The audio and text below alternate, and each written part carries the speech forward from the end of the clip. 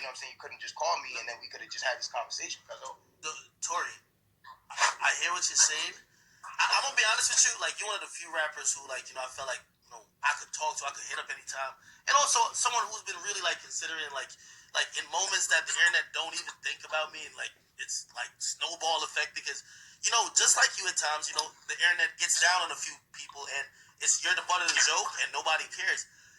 I just felt like and we don't have to discuss that particular whatever between us, but bro, I tried to.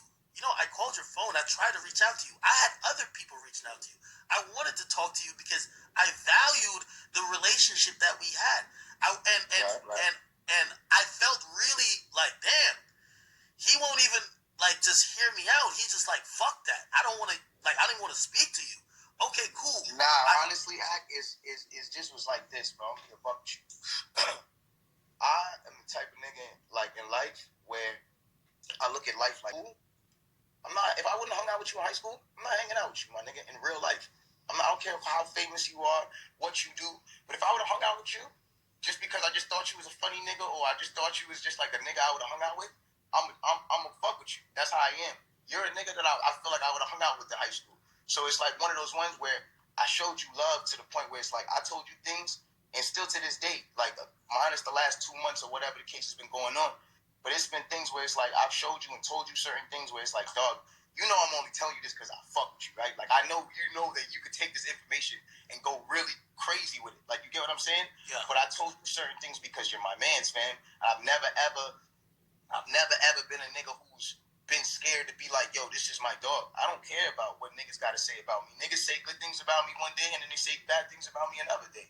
I'm not tripping about that. You've always been somebody that's been in my corner. So when that situation happened, it felt like, yo, whoa, this is the wrong time to not be in my corner, dog, because everything's coming out crazy and making me look crazy in this time. So I felt a little betrayed, and I was like, damn, dogs, like, instead of me blacking or doing what other niggas is doing and talking bad about you on the internet or saying, yo, this nigga's I didn't do that, dog. I just stepped away from the situation. I was like, yo, we'll talk, but I'm not ready to talk to him right now with all the things going on. Like, I looked at that situation, I said, Tory's going through a lot. I said, we going to get back on the same page later on, but right now he's going through a lot. I guess why I was surprised is that the first time I heard your voice, I didn't think it would be on a Clubhouse chat with 6,000 people. And honestly, I didn't know what the chat was. I just seen welcoming academics. Like, I was like, you know how long and how many people I've talked to? I said, hey, you cool with Meek? Yo, please put us on the phone with each other. Yo, hey. I said, I don't have to do no interview with Meek. I never asked for an interview with Meek.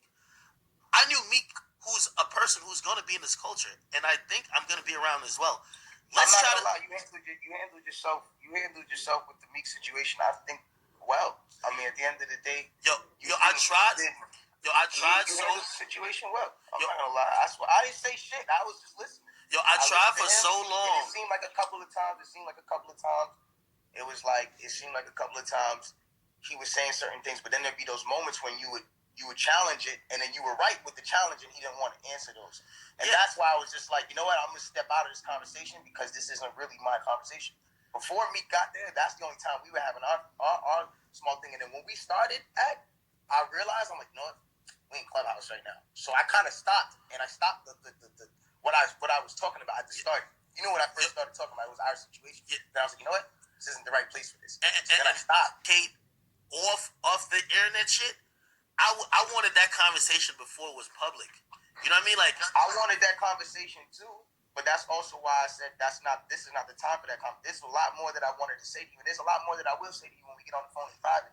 But I didn't want it to be on Clubhouse. That's why I stopped myself. You feel me? I didn't continue. Our conversation wasn't a Meek Mill and Act conversation. Our conversation wasn't near longer than 19, 30 seconds, bro. Yeah. You know what I'm saying? Where it was like, damn, Act, like you're the only person who knows this information I just told you, and then 2 days later I'm hearing this information, and then you're like, yo, nah, I got that information from so and so, but I'm like, damn, Act, if that was the case, why don't you just call me and be like, yo, my nigga, I got this information. You understand what I'm saying? Like, I got this information right now, my nigga, and at the end of the day, bro, like, I'm put it out, but I got it from this person. Just so you know, as my dog, this nigga knows or is saying this shit and is spreading this too. So I want you to know it's gonna come out. but I'm saying it because I got it from this person. And I'd have been like, all right, cool, do your thing. You feel me? Now I know what's up. My dog just let me know what's going on behind the scenes. It's Gucci.